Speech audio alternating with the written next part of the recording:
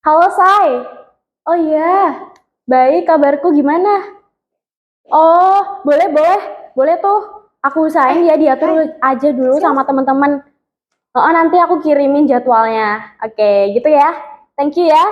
See you. Thank you.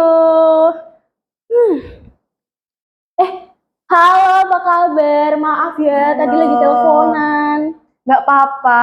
Alhamdulillah kabarku baik sih Kak. Apalagi di tahun baru ini kita juga harus membuka lembaran baru gitu loh. Kalau kamu gimana kabarnya? Aku alhamdulillah juga baik sih. Bener banget, di tahun baru dengan lembaran baru harus makin bahagia. Ngapain galau-galau? Waduh, kayaknya kalau di tahun ini malah nggak sempet galau Kak. Soalnya udah banyak tugas, banyak acara-acara juga, jadi tuh nggak sempet buat ngegalau. Oke, berarti kamu bagus dong. Sekarang jadi mahasiswa yang produktif, nggak usah galau-galau. Benar. Oh iya, tapi kamu kelihatan sibuk banget tadi Kak. Emang lagi ngapain sih Kak? Ini tuh sekarang, di era yang sekarang banyak banget urusan, hektik banget, ngurusin sana sini, informasi juga banyak yang masuk. Tapi ya, ada satu informasi yang sangat penting kamu nggak boleh sampai kelewatan. Apa tuh Kak? Tentang kurikulum baru. Wah, kurikulum baru. Emang kurikulum barunya tuh kayak gimana sih, Kak? Kok aku belum pernah denger ya? Ya, aku sebenarnya juga bukan ahli di bidangnya ya. Jadi aku kurang tahu. Terus gimana dong, Kak, solusinya, Kak? Tenang, tenang, tenang. Nanti kita bisa langsung tanya ke para ahlinya. Wah, ahlinya siapa tuh, Kak? Coba Rahasia. disepil. Rahasia nih, biar stay tune, biar makin penasaran. BTW, kamu sadar gak sih, Kak? Kita tuh di sini tuh sebenarnya lagi ngapain gitu loh. Dari tadi ngomong ya kan? Tahu dong, kan kita lagi syuting buat podcast Bisik. Bincang asik bareng Hima tahun 2025.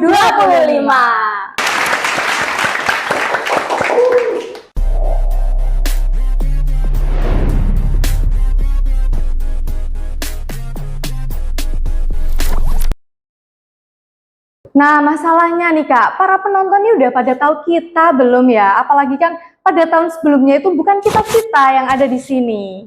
Kayaknya juga belum kenal sih, karena kita nggak terkenal itu guys. Bener. Kita nggak famous itu, tapi tenang, ada satu pepatah yang mengatakan, tak kenal maka tak sayang. Biasanya kalau udah kenal malah ditinggal, Kak. Aduh, salah bukan itu. Kan kamu tuh kebiasaan dong. Asik-asik. Jadi untuk itu, kenalin guys, aku Naisila dan rekanku Lailatul Hikmah. Halo, salam kenal semuanya. Jadi Kak, nanti tuh di sini tuh kita akan menemani penonton podcast Bisik sepanjang tahun 2025. Jadi nanti penonton jangan bosen-bosen ya ngelihat muka-muka kita lagi ya kan. Nah, karena sekarang kita udah kenal, atau mungkin udah sayang? Jangan. Sama kita mungkin udah kenal ya, tapi sama narasumbernya belum. Nah, nanti guys ada satu narasumber yang akan membersamai kita, yang akan menjelaskan tentang kurikulum baru di kampus kita tercinta. Tapi sebelum itu Kak, kita kayak biasanya dulu gak sih Kak? Iya kan? Podcast Bisik, passwordnya Bincang Asik.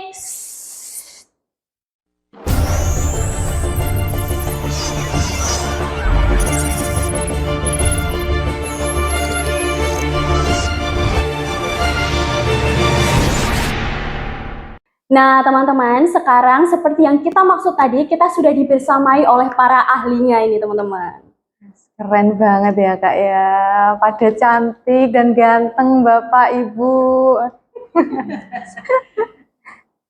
Nah, kalau ini saya tahu Kak, selamat datang Bapak Ali dan Mom Asri.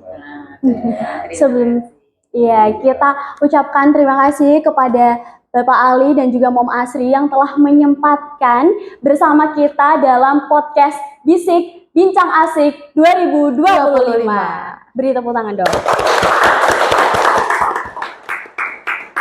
Nah, ini kan Pak Ali ya, selaku Waka 1 dan Mom Asri selaku Kaprodi Manajemen. Mungkin dari Pak Ali dan juga Mom Asri bisa dijelaskan dari job desk masing-masing supaya penonton di rumah juga tahu gitu loh.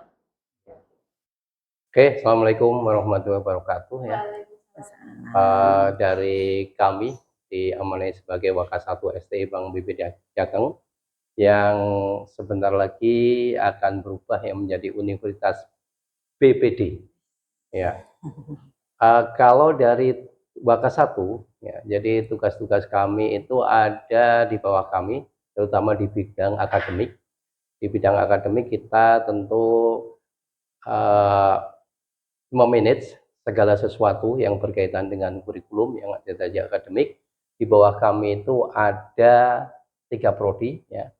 Ada prodi S1 manajemen dan prodi S1 akuntansi. Yang berikutnya adalah prodi magister manajemen. Kemudian ada juga perpustakaan. Perpustakaan itu juga di bawah koordinasi Waka 1.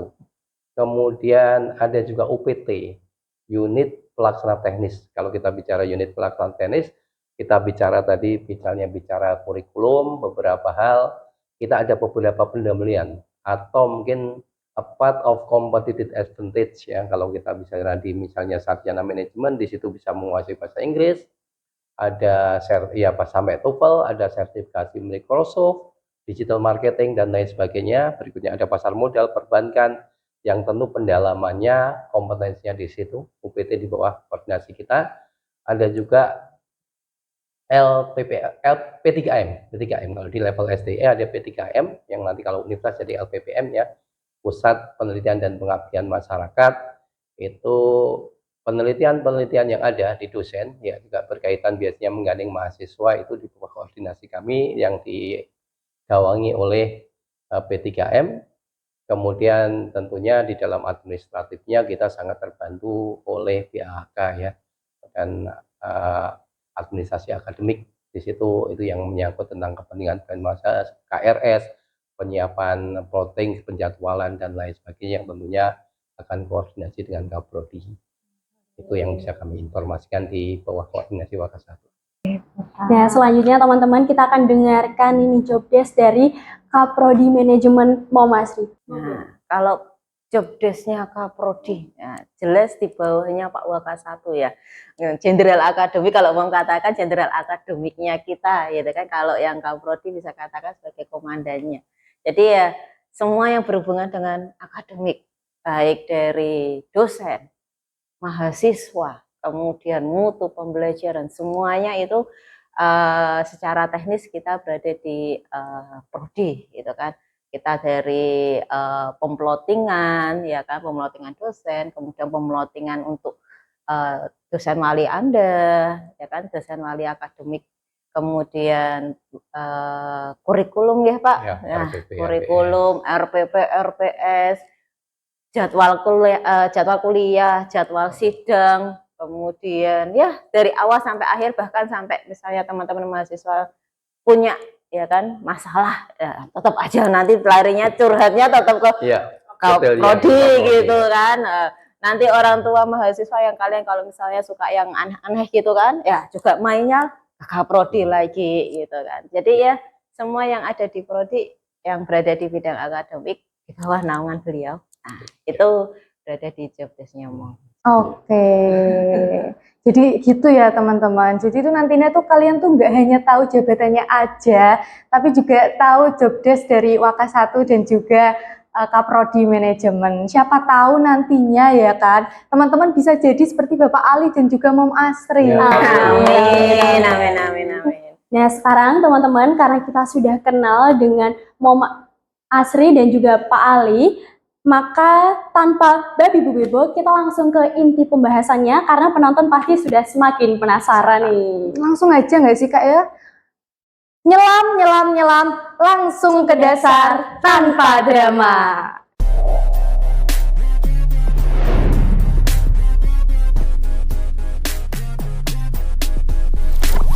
Oke, pada pagi hari ini, jika boleh tahu nih bagaimana kabarnya Pak Ali dan juga Mom Asri, perasaannya seperti apa, berbagi dong dengan teman-teman sekalian. Ya, Gimana Pak? alhamdulillah tiap hari kita bersyukur, happy, ya. Jadi di dalam situasi kerja, kalau kita lihat SDM pada saat ini ada yang namanya well-being at work, ya. Kerja itu jangan suntuk, serius, tapi ada happy-happynya, memang kita enjoy. Demikian juga Anda ketika melakukan hal semacam itu, kalau enjoy kan enak, ya. Walaupun tadi malam mungkin waratuhu, ya. Nah, bagaimana dengan suasana hati Mom nih pada hari ini? Bisa dilihat dari wajahnya Mom. Jadi kalau dilihat dari kemarin mungkin teman-teman bisa lihat ya, kita terlalu hektik sekali di prodi karena kita jelang wisuda ya Pak, wisuda April 2025 ini yang kita mau pakai bendera pertama kali Universitas BPD mungkin ya. Jadi antusias dari teman-teman kakak-kakak kalian ini pada mau nyelesain on time 3,5 jam. Karena kemarin di prodi sangat hektik sekali, tapi ya tetap aja kata Pak Ali kita kan harus enjoy dan happy gitu kan. Nah, walaupun semalam mungkin mau baru tidur jam 1 pagi gitu kan, harus nyelesain input nilai Pak, saya jujur aja baru saya input Pak. Jadi ya udah nggak apa-apa gitu kan, tapi tetap di depan teman-teman kita harus enjoy gitu ya. Alhamdulillahnya pada hari ini perasaan kita semuanya bahagia dan enjoy ya. Apalagi didukung dengan kabar baik dari kampus kita tercinta telah berubah menjadi universitas yang tadinya bernama Sekolah Tinggi Ilmu Ekonomi, sekarang telah berubah menjadi Universitas BPD. Keren banget. Nah, teman-teman, dengan perubahan-perubahan yang ada, pastinya kan banyak upaya yang dilakukan oleh pihak kampus untuk menambah kualitas pembelajaran. Salah satunya dengan memperbarui kurikulum nih. Nah, kita bisa dengar dari Mom nih sedikit tentang kurikulum baru ini. Bagaimana, Mom? Oh, kurikulum baru ini. Nah, kita dari kurikulum 2019 menjadi kurikulum 2024 ya. Kita setiap 5 tahunan kita akan melakukan yang namanya perubahan kurikulum. Jadi kemarin per semester ganjil 2024-2025 kita sudah menggunakan kurikulum 2024 gitu kan. Dan kita harus mengevaluasi karena di dalam kurikulum itu kita juga harus melihat minatnya itu dari kebutuhan dari stakeholder itu seperti apa gitu kan. Kita harus sesuaikan di dalamnya karena di kurikulum nanti akan muncul yang namanya adalah CPL. Nah, tahu nggak apa itu CPL? Ya, nanti akan kita bahas bersama. Itu ya. Nah, kita beralih nih ke Pak Ali ya kan. Nah, ngomong-ngomong nih Pak, adanya perubahan kurikulum baru ini itu tuh memiliki tujuan hanya ingin update dari pihak kampus atau mungkin ada tujuan yang ingin dicapai dari pihak kampus Pak? Ya, satu kalau kita melihat bahwasannya dunia ya, kita lihat secara global itu bahwasanya itu dinamis kan perkembangannya, termasuk kita yang hidup di Indonesia, yang spesifik lagi kita hidup di STI Bank BPD Jateng. Taruh bahwasanya profil lulusan kita itu kemana-mana ya. Profil kita yang bahkan ada yang sampai di luar negeri kan profil kita. Jadi termasuk ini mau tidak mau informasi yang begitu cepat pada saat ini kita tangkapkan. Kebutuhan stakeholder itu apa? Dari kebutuhan stakeholder itu kemudian kita akan jabarkan dalam kurikulum sehingga ada link and match antara kita yang kita ajarkan itu buat teoritis, konsep, dan kemudian ada implementasi lewat lab itu yang itu memang dibutuhkan di dunia kerja yang kita lakukan itu sehingga tahap-tahap perubahan kurikulum kita lakukan ketika kita mengkonsep ya secara internal berdasarkan informasi-informasi tersebut kita akan cross checkkan ya. Kita ambil waktu itu dari stakeholder, ada dari Bank of India, dari apa itu dari Tongguan kemudian University ya Pak? Ya ada dari Tongguan University, kemudian apa itu ada dari entrepreneur, ada dari yang di ASN, ada juga dari BI, ada juga yang dari pakar kita expert undang-undang dari salah satu profesor Undip, ada dari beberapa kita lakukan di situ salah satunya digitalisasi itu menjadi sebuah kebutuhan ya. Sehingga kita misalnya kita dulu konsentrasi ke perbankan, berikutnya itu masa depan perbankan kayak apa kan pada saat ini orang tidak juga mengantri, sudah pakai HP semua, semacam itu. Kemudian kita muncul di situ ada technopreneurship, ada beberapa, ada juga digitalisasi, ada kebank sentralan, nah itu yang kemudian ada anti korupsi yang dalam kita adopkan ya, perbankan syariah atau ekonomi syariah yang itu menjadi masukan-masukan prospek kebutuhan dari penyerapan tenaga kerja. Yang kita lakukan adalah semacam itu supaya kita tidak ketinggalan. Jadi gitu teman-teman, tujuannya tuh banyak banget ya kan, nggak hanya itu aja, tapi tuh ada stakeholder juga ya Pak ya, Ya, yang nantinya bisa dibahas lebih lanjut pada segmen selanjutnya. Nah, teman-teman seperti itu ya. Sekarang kita akan kembali mendengarkan dari Mom Asri selaku Kaprodi Manajemen nih, Mom. Mom, karena kita sudah berubah dari sekolah tinggi menjadi universitas, pastikan banyak perubahan yang terjadi ya, Mom. Salah satunya adalah CPL. Nah, bisa dong dari Mom sharing kepada teman-teman kali ini apa itu CPL? CPL itu adalah capaian pembelajaran lulusan, di mana ya kan seluruh materi, seluruh mata kuliah yang ada di kurikulum prodi manajemen itu semuanya bermuara ke sana. Tujuannya adalah untuk mencapai tersebut. Nah, capaian pembelajaran lulusan dari prodi manajemen, nah, di mana lulusan prodi manajemen itu harus bisa menguasai 11 hal paling enggak lah ya. Yang pertama, dia harus bisa menguasai konsep dan pemikiran ya kan manajemen dan bisnis di dalam menyelesaikan masalah. Kemudian juga menjalankan fungsi, menguasai konsep, fungsi dan teori terkait fungsi manajemen, POAC, planning, actuating, organizing dan controlling ya kan. Baik pada penyelesaian untuk tipe organisasi, baik yang perbankan, bisnis maupun yang lainnya. Kemudian juga mampu mengidentifikasi dan menganalisis peluang bisnis, juga menciptakan ide bisnis nih. Nah, jadi karena nanti profil lulusan dari prodi manajemen itu nggak hanya apa ya Pak, nggak hanya manajer aja ya Pak, kita juga ada profil lulusannya sebagai wirausaha, entrepreneurnya gitu kan. Kemudian bisa memberikan kontribusi untuk menyusun secara korporasi ya kan. Kemudian berpikir secara kritis. Nah, dipikir kritis dan penggunaan segala alat untuk pengambilan keputusannya. Dan juga masih banyak yang lainnya, metode-metode dan juga penggunaan big data. Ya. Kita harus ada big data ya Pak. Digital riset ya. Nah, di riset karena nanti lulusan dari prodi manajemen, lulusan manajemen ini profil lulusan juga salah satunya juga kita akan ciptakan riset. Nah, seorang peneliti di dalamnya, kemudian bisa bekerja sama. Ya, kalau bekerja sama jelas ya, kita nggak mungkin ya namanya manajemen itu kan kita seni. Nah, kalau bahasa dasarnya seni ya. Jadi ada unsur artnya. Unsur artnya. Jadi kalau kita nggak bisa bekerja sama, gimana kita mau menyelesaikan semuanya? Sehingga kita yang jelas adalah tadi intinya kita bisa memenuhi segala kebutuhan dari para stakeholder di luar. Nah, gitu. Ya, kurang lebih 11 lah. Itu yang 11 dasarnya. Oke, luar biasa ilmu yang kita dapat dari Bang Masri pada hari ini ya teman-teman, mengenai CPL tentunya. Nah, kita balik lagi nih ke Bapak Ali selaku Waka 1 di bidang akademik ya Pak ya.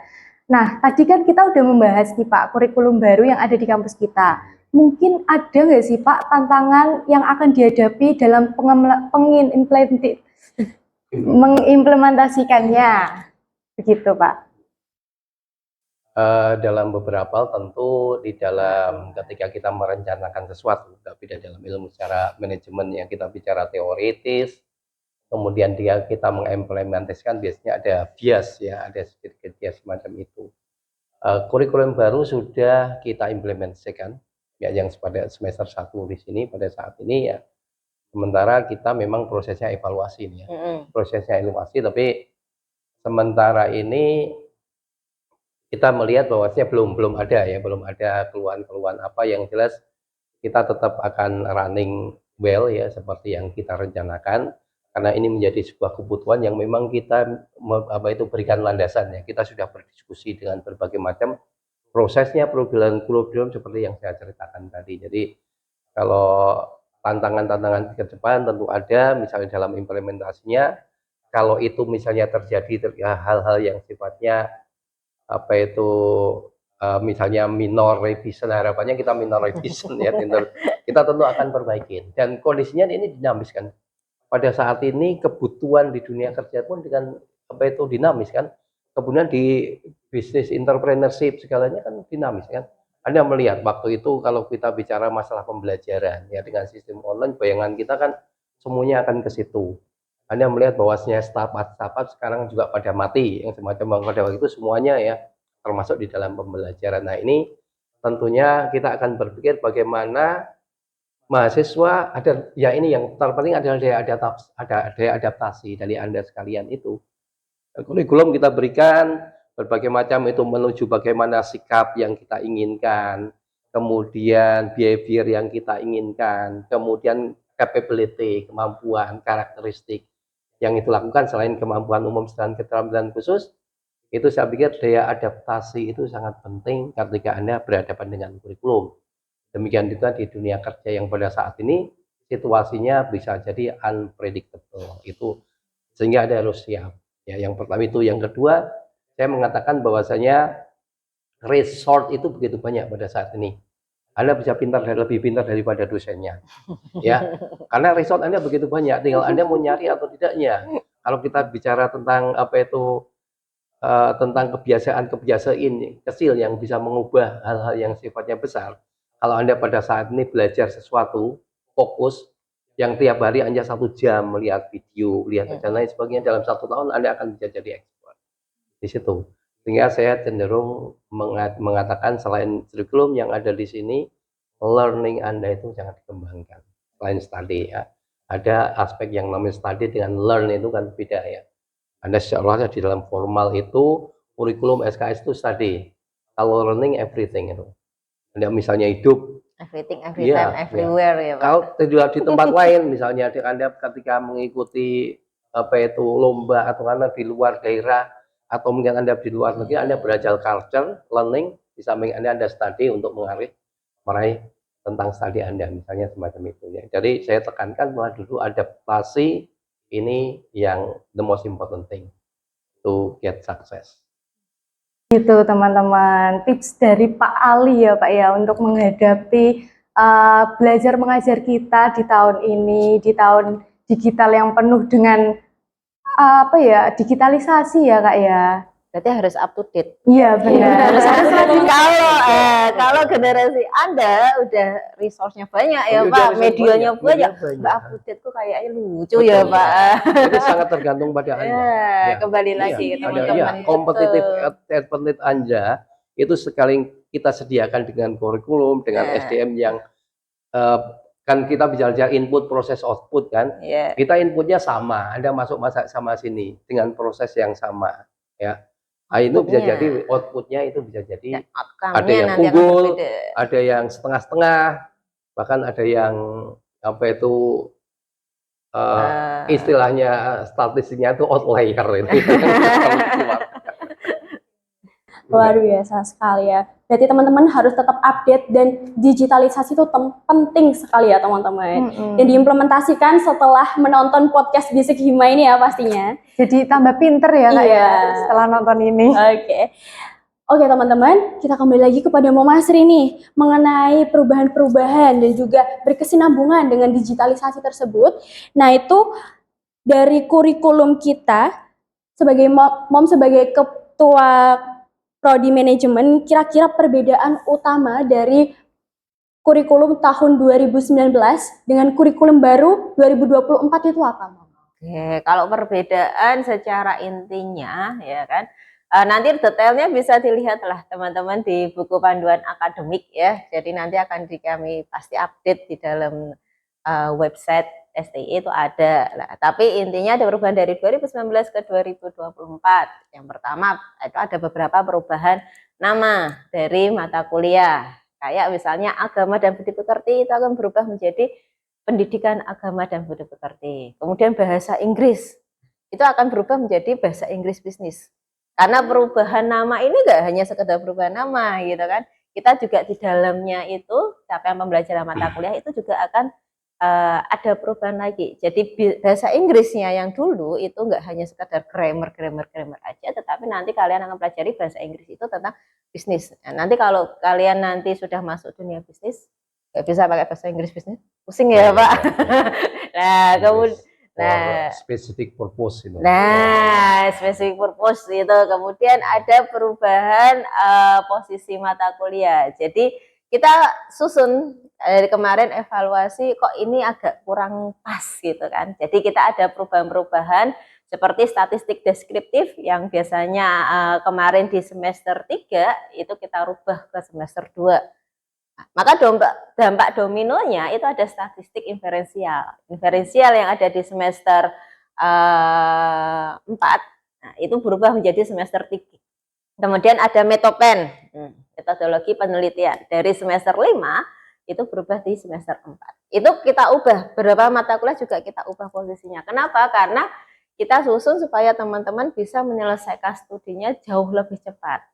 Kemudian ada perubahan lagi adalah mata kuliah prasyarat. Kalau kemarin skripsi itu teman-teman cukup menyelesaikan yang namanya metodologi penelitian. Sekarang teman-teman harus menyelesaikan yang namanya mata kuliah kolokium konsentrasi. Jadi untuk ngambil kolokium itu kalian harus mengambil yang namanya metodologi penelitian. Nah, kalau untuk menyelesaikan skripsi ya kalian harus lulus kolokium, karena inti dari kolokium adalah kalian gimana sih nyusun proposal ya Pak, bab 1, 2, 3 paling enggak itu harus bisa kalian selesaikan, dan 115 SKS. KKP itu masih tetap di 110, tetapi dengan perubahan posisi ini kita akan bisa menentukan bahwa teman-teman mungkin bisa lebih cepat lagi. Kalau kemarin di semester 7, semester 8, ini teman-teman bisa langsung naik ke semester 5, semester 6, itu bisa ke KKP. Kemudian ada beberapa perubahan peleburan mata kuliah. Dulu ada makro mikro, sekarang kita gabungkan jadi satu yang namanya teori ekonomi. Kemudian KWU 1, KWU 2 ya Pak, ya kita sekarang gabungkan menjadi kewirausahaan. Kemudian tadi yang mau katakan metodologi penelitian, dulu dibagi 2, ada metodologi penelitian manajemen, ada metodologi penelitian akuntansi. Sekarang hanya metodologi penelitian, dan di sini kita sudah waktu ngerumusin ya Pak sama akuntansi juga. Kita dikarantina sama Pak Ali gitu kan, di tim akademik itu selama seminggu nggak boleh diganggu gugat gitu kan, mahasiswa nyari nggak bisa. Kalau di manajemen itu di semester genap, di akuntansi itu ada di semester ganjil. Jadi kalau teman-teman di semester genap itu belum bisa ngambil di manajemen, kalian bisa ikut di kelasnya akuntansi, karena kita intinya adalah sama. Ya, fleksibel. Flexibility ya, sehingga lebih mudah ya Pak, ngambilnya lebih cepat lagi. Kemudian SKS-nya dari 147 ya. Kita ngelihat gak terlalu banyak banget ya Pak. Jadi kita rampingkan tuh jadi 146, dan kita sudah susun dari semester 1 kita tidak full. Jadi ada 21 SKS, 20 SKS, tidak sampai di 24. Dengan harapan ya kan, kalau nilai teman-teman ini baik, kalian bisa ngambil 24 SKS. Kalau ditawarkan itu ada 20 SKS, ada 21 SKS, ambil tuh, lompat ke semester yang atasnya ya kan, selama mata kuliah prasyaratnya itu sudah kalian penuhi. Jadi kalau misalnya kalian di semester 2 nih, semester 1 mungkin masih paket. Ya kan, kayak kalian berdua ini kan kayak masih semester baru kan. Nah, anak 2024 kan. Nah, kalian harus pelajari itu mata kuliahnya apa aja. Itu baru paketan di 21 SKS. Semester 2 ini kalian sudah berdiri sendiri, nggak ada paketan. Nilaiku bagus. Kemarin nilainya bagus apa jelek? Bagus, alhamdulillah. Harus bagus dong. Harus toh ya, ya. Nanti kalau jelek nanti ketemunya sama mom lagi, pusing. Iya, makanya. Terus kalau full bisa ambil 24, walaupun kita tawarkan hanya 20 SKS di semester 2, kalian cari 4 SKS itu, naiklah saya cari di semester 4, berarti yang nggak ada prasyaratnya atau yang sudah ada prasyarat sudah kalian penuhi. Jadi tips and trick itu bisa kalian gunakan ya Pak, kita udah kasih di PKKMB, jadi biar bisa on time gitu. Kemudian, itu beberapa mata kuliah yang berubah. Jadi kita akan berubah, teman-teman tinggal ngatur strateginya. Betul, strategi. Tadi ada beberapa hal ya, termasuk pengalaman ya. Pengalaman saya kuliah dari S1, S2, S3 itu. Udah S3 loh nih. Kalau kita bicara apa itu di dalam perkuliahan, ya salah satunya perkuliahan, yang lainnya juga bahwasanya Anda kan juga belajar strategi. Ada beberapa teman saya ya, ketika S1, juga S2, S3 itu per semesternya dia jadi pemenang. Perkuliahannya bagus dan lain sebagainya. Begitu menjelang skripsi hilang kan. Dan dia ternyata lulusnya terakhir, bahkan ada yang tidak lulus di situ. Jadi sehingga kita perlu bahwasanya Anda selain per semester ya. kalau bicara sepak bola itu Anda memenangkan seluruh pertandingan, tidak hanya lawan ini menang setelah itu, tapi Anda tidak masuk di babak final. Akhir. Begitu. Jadi yang perlu itu bahwasanya mungkin juga kadang-kadang kurang di mahasiswa itu bicara strategi. Anda pada saat ini, semester ini, Anda lulus sekian tahun itu harus Anda roadmap kan. Berarti harus dari awal punya target ya Pak? Iya, punya target. Ya, Dan mentokin aja kalau bisa ngambil 24, ambil aja 24 ya, gaspol aja semuanya. Karena ya. apa? Saya lihat practically itu karena nggak bicara strategi apa, prasyarat aja ternyata tidak diambil. Betul. Nanti itu hal yang sangat kecil gitu kan. jadi pelajarin itu nanti mata kuliah yang apa, prasyaratnya itu harus ngapain sih? Aku harus semester ini ngambil apa, semester ini ngambil apa, gitu. Saya lakukan ini ketika saya sudah selesai, saya punya waktu, ada pengembangan diri yang bisa Anda lakukan, misalnya di kompetensi brevet, di dalam atau di luar. Luar biasa sekali ya teman-teman upaya dari pihak kampus nih untuk menunjang pembelajaran agar kualitas lulusan tuh menjadi lebih baik ya Mom dan Bapak Ali. Oke, luar biasa sekali. Strategi tersebut pastinya nanti ada goals-goalsnya ya untuk menjadikan mahasiswa ini semakin baik dan selalu up to date seperti itu. Nah, kita balik lagi nih ke Pak Ali, kan kita tadi udah bahas tentang tantangan apa aja di kurikulum baru kita ini. Nah, di sini sejauh mana sih Pak kurikulum baru ini memberikan manfaat mengenai pengembangan teknologi dan isu global dalam pengajarannya di kampus kita ini Pak? Ya, dalam beberapa hal kita persiapkan, salah satunya ya. Tentu kalau kita melihatnya misalnya di dalam proses pembelajaran, kita mesti di dalam kurikulum yang baru kita akan hadirkan SDM yang berkualitas ya. Entah misalnya di pembelajaran investasi, ke bank sentralan, kemudian digital marketing misalnya salah satu segalanya itu kan dihadirkan para praktisi yang memang mereka paham betul ya, termasuk data ya, data science kita dihadirkan. Kita tidak mungkin bahwasanya SDM yang kita suguhkan ketika kita bicara perubahan kurikulum itu terus kalau kita tidak punya ya kita ambil. Kita menurut memang adalah jangka panjang untuk memenuhi kualitas profil lulusan, kita ambil dari luar semacam itu. Kemudian kita dukung dengan lab. Bahwasanya lab kita baru itu 2 lab komputer. Di situ kan kita bicara masalah software-nya tentunya apa itu nanti akan kita kasih software yang baru sesuai dengan kebutuhan yang ada. Jadi salah satunya selain SDM dan fasilitas itu yang kita dukungkan. Selain ya kita tentunya saya katakan tadi bahwasanya brevet itu menjadi salah satu kunci di UPT yang saat ini namanya penunjang akademis ya, UPA sekarang itu. Sekarang di dunia semacam itu kita lakukan bahwasanya nanti pendalaman itu kita akan lakukan, kita fasilitasi ketika mahasiswa akan mengembangkan diri sesuai dengan kemampuan masing-masing. Pada saat ini ketika kita melihat kompetitif yang situasi kerja yang begitu kompetitif, kalau kita bicara bisnis kan kita bicara diferensiasi, cost leadership dan fokus ya. Sehingga ketika Anda belajar sesuatu global, saya pikir Anda perlu kira-kira talenta apa yang saya akan miliki dan melebihi dari teman-teman yang lain. Kalau teman lain semuanya, oh ini ternyata ahlinya podcast dan lain sebagainya. Ternyata saya tidak, yang satu akademik saya harus ngikuti. Aku naik konvoya IP-nya dia ya. Ya, tapi Anda lihat potensi Anda di situ. Anda semuanya bahwasanya itu bisa sukses. Kalau kita lihat sesuatu tidak Anda balik itu. Salah satu fokus ya yang saya singgung adalah kata-kata Bruce Lee kan. Dia mengatakan bahwasanya saya tidak takut dengan orang yang menguasai berbagai macam atau banyak jurus. Atau 1000 jurus, tapi saya takut dengan orang yang menguasai 1 jurus tapi dia bisa melatihnya sampai 1000 kali atau berapa kali. Itu yang menjadi hal semacam itu. Saya pikir mahasiswa Anda sudah disuguhkan oleh prodi manajemen dengan berbagai macam semacam itu Anda ikuti, tapi Anda fokus. Ini titik tekan saya di sini yang akan saya learningkan pengembangan diri Anda, saya semacam itu, semacam itu. Kompetensi khusus. Ya, kompetensi khusus. Yang tidak dimiliki yang sama dimiliki yang orang lain. Nah. Ya, Anda punya menjadi uniqueness. Diferensiasi Anda itu harus fokus di tengah persaingan semacam ini. Baik, itu teman-teman. Jadi tuh kita tuh terlebih dahulu harus mengenal diri kita sendiri ya Pak ya.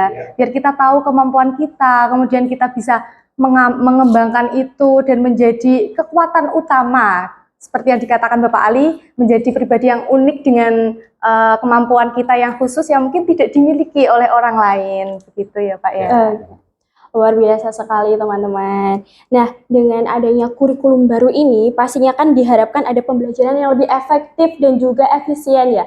Ini dari Mom sendiri, kalau boleh tahu bisa sharing kepada teman-teman di sini strategi yang digunakan oleh pihak kampus nih agar keterlibatan mahasiswa dan dosen pada perkuliahan itu semakin baik. Seperti apa? Strateginya itu kita lebih kepada metode untuk pembelajaran ya. Kita ubah menjadi PBL. Nah, PBL itu adalah problem based learning, di mana kita nanti di dalam pembelajaran kita akan kasih masalah. Kasih masalah untuk kalian. Biar apa? Biar kalian itu bisa berpikir secara kritis, bekerja sama. Gimana sih dari konsep yang kalian pelajari di perkuliahan untuk menghadapi situasi nyata itu gimana? Karena kita nanti nggak bisa mendamping mereka ya Pak, makanya kita kasih masalah dulu lah. Nah, kemudian juga kita menggunakan teknologi. Kalian lahir aja sudah ketemu teknologi. Kalau kalian misalnya nggak paham teknologi nanti akan susah. Jadi ada platform e-learning. Ini Pak Ali lagi projectnya digital ya Pak, pembelajaran digital, nanti ada video pembelajarannya dan segala macam, ini lagi di proyeknya Pak Ali. Kemudian secara pembelajaran kolaboratif di mana kita juga biasanya akan memberikan tugas kelompok ya kan. Nah, kan kalian sering ya dapat tugas kelompok juga kan, di kelasnya mau kan udah otomatis aja dapat tugas kelompok gitu kan. Nah, sehingga kalian bisa berdiskusi. Kenapa hubungannya tugas kelompok? Kalian bisa berdiskusi, kalian bisa bekerja sama secara tim, project bersama itu seperti apa. Kemudian secara aktif ada gamingnya, ya, gamifikasi ya, biasanya ada game-game. Nah, kemudian diskusi, simulasi. Simulasi gimana sih caranya kalau saya ngambil kredit sekian? Kudu bayar cicilan berapa ya Pak, itu puyengnya nyari duitnya cicilan itu harus ditutup gimana. Jadi gak aja sekedar saya mau ngambil ini, biar kalian juga nanti nggak kena pinjol. Ya lagi marak kan di mahasiswa pinjol gitu kan. Padahal sebenarnya kalian bisa gunakan itu. Kemudian ada umpan balik juga ya, kita lebih aktif interaktif dengan dosen sama mahasiswa. Jadi kita bisa memahami kalian tuh pinginnya kayak gimana sih. Nah, penyusunan kurikulum yang lebih fleksibel yang tadi sudah kita susun, ya, nggak nutup kemungkinan nanti kurikulum 2024 pasti akan ada celahnya lagi. Nah, nanti akan direvisi di kurikulum 2029, ya kan? Dan kita harus sesuaikan dengan perkembangan teknologi. Apa itu mata kuliah perencanaan keuangan keluarga ada ya? Perencanaan keluarga belum Pak, nanti kita akan susun gitu kayak di konsentrasi keuangan. Jadi termasuk kita bicara tadi apa itu pinjol apalagi judul. Harusnya keuangan pribadi ya Pak. Jadi mestinya orang-orang manajemen atau ya pokoknya orang yang di manajemen akuntansi dan lain sebagainya itu literasi keuangan lebih paham. Nah, ya. Udah jadi muncul satu nih PR. Kurikulum baru berjalan 1 semester sudah dimunculkan. Ini note ini note untuk Kaprodi ya Pak, nanti dimasukkan pembelajaran ya Pak. Oke, ada beberapa semacam itu kalau kita melihat itu. Jadi ada perencanaan literasi keuangan termasuk perencanaan keuangan keluarga juga ada. Pada saat ini kalau kita berkembang itu untuk keuangan bank dan non bank. Kita paham yang namanya asuransi dan lain sebagainya, leasing dan lain sebagainya. Betul sekali. Karena practically alumni kita banyak di semacam itu juga selain perbankan. Kita agak miris juga saat dengar mahasiswa kena pinjol. Kemarin ada investasi bodong, nggak hanya investasi bodong tapi pinjol juga gitu kan. Sampai akhirnya ya pinjol itu cukup berdampak ya. Dan juga yang pasti tadi biar bisa memiliki unique list competition untuk kalian, nah, kita juga biasanya akan berorientasi pada kalian tuh pengennya berkompetensi gimana, orientasi kompetensinya seperti itu. Ya kurang lebih seperti itu yang diinginkan Prodi. Nanti juga pasti akan berkembang apalagi ini udah dapat PR lagi nih sama Pak Ali ini. Gitu. Luar biasa sekali ya teman-teman. Dari sini kita mendapatkan banyak informasi nih, knowledge baru untuk bekal kita sebagai mahasiswa ke depannya. Terutama nih buat para mahasiswa, satu pesan dari Kaprodi kita dan juga Bapak Ali, jangan pinjol dan jangan judol. Boleh. Iya. Terus kembangkan diri menjadi mahasiswa yang kritis karena kritis itu baik ya. Betul sekali. Nah, tadi kan kita udah dapat pelajaran yang banyak banget dari Pak Ali dan juga Mom Asri. Mungkin dari Pak Ali ini bisa dijelaskan usaha apa aja sih Pak yang dilakukan oleh kampus dalam penerapan kurikulum baru kita ini Pak? Kalau bicara usaha yang dilakukan kampus dalam penerapan kurikulum baru, seperti yang saya informasikan bahwasanya adanya SDM. Jadi kalau kita bicara input, proses, dan output, kita akan bicara input kan sudah ada. Kita akan bicara prosesnya, proses akan kita fasilitasi ya. Salah satunya dengan lab ya, dengan berbagai macam lab. Di situ kemudian kita akan memberikan SDM, SDM yang cukup capable, yang dimana di situ yang berpengalaman, super praktisi itu kita kan semuanya dari SDM yang kita ada kan hampir semuanya ada kan, dari konsultan, ya ada dari yang dari KHP, dari perpajakan, dari misalnya aspek hukum manajemen dalam bisnis juga ada dari lawyer, yang itu semuanya semacam ada lagi perbankan kita punya banyak stoknya, mau nyari investasi juga kita banyak orang-orang dari pasar modal dari kan punya, termasuk yang memberikan galeri investasi. Kita yang ngelikan semacam itu tentu ini juga apa? Bahan pembelajaran yang itu tentunya kita informasikan lewatnya adalah RPPS itu yang kita lakukan di situ, yang kita suguhkan kepada mahasiswa, yaitu yang membuat adalah mereka dalam ahlinya. Di samping itu semacam itu secara globalnya kita kan ada praktek-praktek pembelajaran yang lain. Jadi begitu teman-teman, kampus kita ini memfasilitasi dengan berbagai macam metode ya Pak ya, dari SDM, kemudian ada investor-investor yang mana kita bisa mengambil pembelajaran dari hal-hal tersebut. Jadi yang kita tahu tuh nggak hanya itu toh ya, tapi itu banyak banget gitu loh. Nggak hanya menjadi mahasiswa yang tahu apa ya, akademik aja ya Kak ya, tapi juga tahu prakteknya gitu. Oke teman-teman, ilmu yang kita dapatkan hari ini itu udah banyak sekali. Banyak tapi banget, Kak. Last but not least nih, kita akan dengarkan tips and triknya dari Mom Asri selaku Ketua Kaprodi. Bagaimana nih Mom cara mahasiswa manajemen ya terkhususnya untuk mencapai CPMK atau capai pembelajaran mata kuliah dan semakin maksimal seperti itu Mom. Kalau CPL tadi capaian pembelajaran lulusan, nah itu kita turunkan itu yang dinamakan CPMK, capaian pembelajaran mata kuliah. Per mata kuliah itu masing-masing akan berbeda. Gimana caranya, ya kan? Pertama kalian harus pahami dulu apa sih itu tujuan dan cakupan dari CPMK masing-masing mata kuliah kalian. Karena nanti dosen-dosen sebelum perkuliahan itu sudah memberikan RPPS pada kalian. Ini apa aja sih materinya? Tujuannya ngasih materi ini tuh apa, goals akhirnya itu apa lah, itu kalian harus belajar, harus baca dulu. Jadi sebelum pas waktu masuk kuliah, oh ini hari ini sesi pertemuan kesekian, ini materinya apa, kalian sudah tahu, kalian sudah belajar dulu ya Pak, nggak nunggu materi yang kita kasih baru kalian belajar gitu kan. Jadi kalian belajar dulu. Nah, kemudian juga organisasi dan manajemen waktu yang efektif lah. Kalian juga harus ngatur waktunya. Oke, main boleh gitu kan. Nah, tapi mainnya ya kadang-kadang diskusi karo garap tugas gitu kan. Ya, Iya. Nah, sekarang banyak sekali warmindo tempat-tempat burjo itu selama mereka menyediakan colokan dan wifi gratis pasti akan diminati sama kalian. Benar kan? Benar sekali ini mahasiswa. Mau ke warmindo, mau ke burjo, mau nugas gitu, nugas beneran. Tapi jangan sambil alasanin nugas tapi akhirnya gibah. Kamu lanjutin ya, kamu lanjutin sendiri. Menjarakan aib orang lain, kumpul-kumpul kayak gitu. Kita ganti Pak, namanya FGD Pak. Oh, FGD. Forum group discussion Pak. Jadi tidak menggibah. Kita pakai yang ganti coveran yang positif aja Pak. Jadi kita diskusikan ada masalah apa. Nah, kemudian kalian juga harus aktif. Aktif untuk diskusi. Jadi kalau di kelas dosen nanya, ojo langsung pada buang muka, sibuk apa gitu kan. Ya kan kita kadang Iya, bingung ya. betul.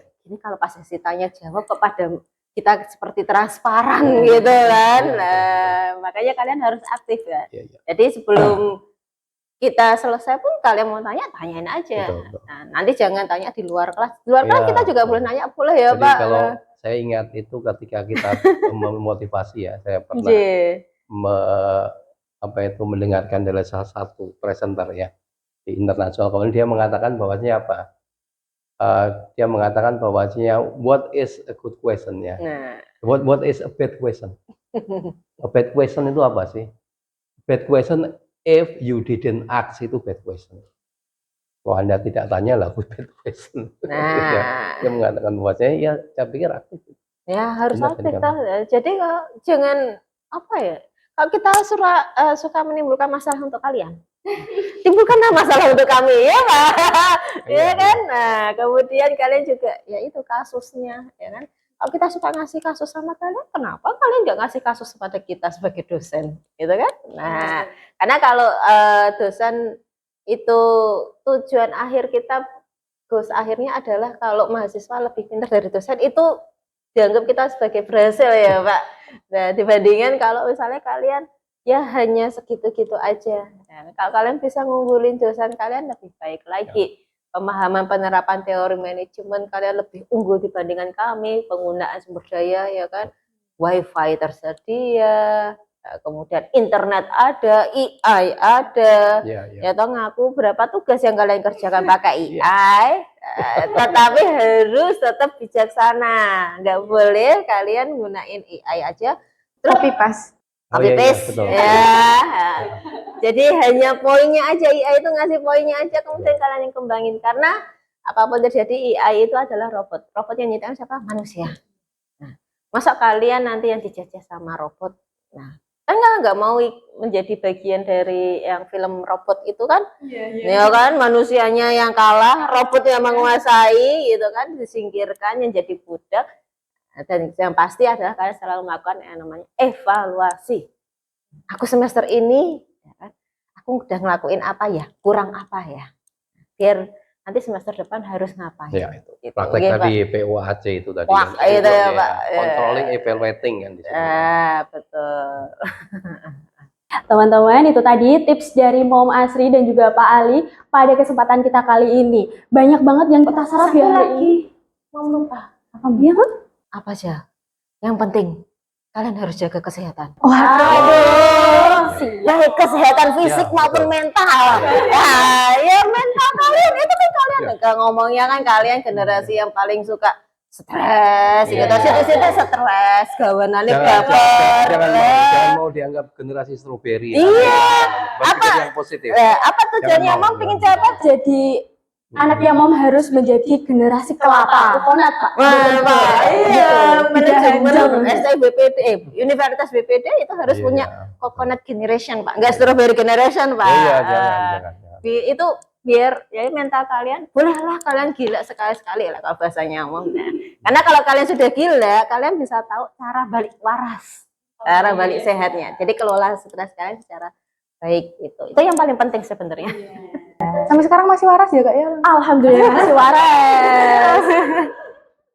Itu ya teman-teman, jangan lupa implementasikan tips and triknya pada podcast Hima kali ini. Nah teman-teman, tips and trik dari Bapak Ali dan juga Mom Asri kali ini nantinya akan bisa dijalankan di kehidupan sehari-hari, tentunya sebagai mahasiswa, terlebih di mahasiswa Universitas BPD ini teman-teman. Yang pertama tadi harus menjadi mahasiswa yang aktif, mahasiswa yang produktif, dan jangan lupa menjaga kesehatan. Jangan lupa jangan pinjol. Jangan pinjol. Oke. Nanti. Iya. Oke, teman-teman, kesimpulan dari podcast Hima kali ini yaitu banyak sekali strategi-strategi dan juga upaya yang dilakukan oleh pihak kampus. Tak hanya semata untuk upgrade, tapi memang ada tujuan-tujuan yang baik di belakangnya dan ingin menciptakan lulusan-lulusan sebagai mahasiswa yang semakin baik ke depannya agar menjadi generasi yang produktif. Iya, tidak hanya kita tuh berfokus pada akademik saja ya Kak, tapi itu kita berfokus juga pada penerapan praktek-praktek yang ada di lapangan kita, ya kan? Dengan memanfaatkan berbagai digitalisasi, berbagai sarana yang ada, seperti yang mengatakan wifi, internet, ya kan? Itu bisa kita manfaatkan untuk menjadi pribadi yang lebih baik lagi. Oke, jangan lupa di mana lagi kalau bukan di podcast Bisik Bincang Asik kita bisa dapet tips and trick kayak gitu dong. Beri tepuk tangan lebih dulu dong. Oke, teman-teman, sebelum kita Closing. sebelum kita mengakhiri episode kali ini, nggak afdol kalau kita nggak Jargon dulu. Jadi Bapak Ali dan Mom Asri, jargon dari podcast kita ketika saya dan Lailatul nanti mengucapkan podcast bisik, Bapak sama Mom Asri balasnya bincang asik. Gitu. Tangan kanan ya Pak? Pakai tangan kanan. Iya. Terus nanti ada transisinya. Siap ya Bapak dan Mom Asri? Podcast bisik, bincang asik. Iya.